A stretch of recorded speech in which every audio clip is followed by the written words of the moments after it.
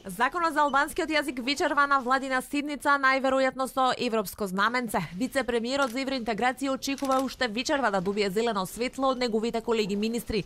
За него побарал подршка и од шефот на државата. Според информациите, доколку како што велат, законот е номотехнички точен, тој ќе помина, а пред избори ќе се најде во собранието. Дали ќе биде изгласан, тоа е неизвестно. Османи не сакаше да открие детали, вели дека кога ќе добие пас од владата, тој ќе биде јавно објавен, но детали му кажал на председателот, со кого денеска се сретна за планот 369.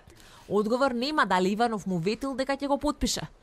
Го информирав председателот дека владата планира да го затвори легислативниот дел од рамковниот договор, можеби и денеска на седница на влада да помине законот за јазици.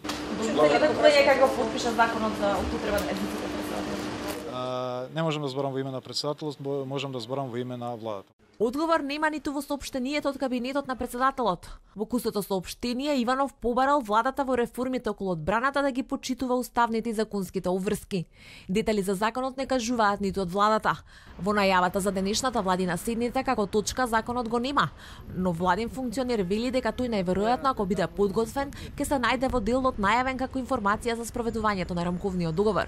Оттаму вела дека очекуваат подршка од опозицијата. Од ВМРО ДПМН не коментираат пред да го видат текстот.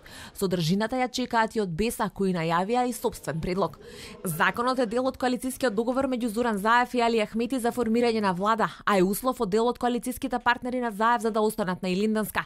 Најспорно во него беше инсистирањето на дуи банкнотите да бидат двојазични, како и амблемите на војската и полицијата, нешто што од мала речица очекуваат да го видат во текстот што ќе стигне во собранието, а за кое Заев веќе се изјасни дека е противуставно. Законот беше дел и од албанската платформа, каде се бараше целосна двојазичност, што според информациите не може да се овозможи со закон, бидејќи е надвор од уставот. Законот првпат беше донесен во 2008-та во коалицијската влада меѓу Никола Груевски и Али Ахмети, а надграден и проширен во 2011-та.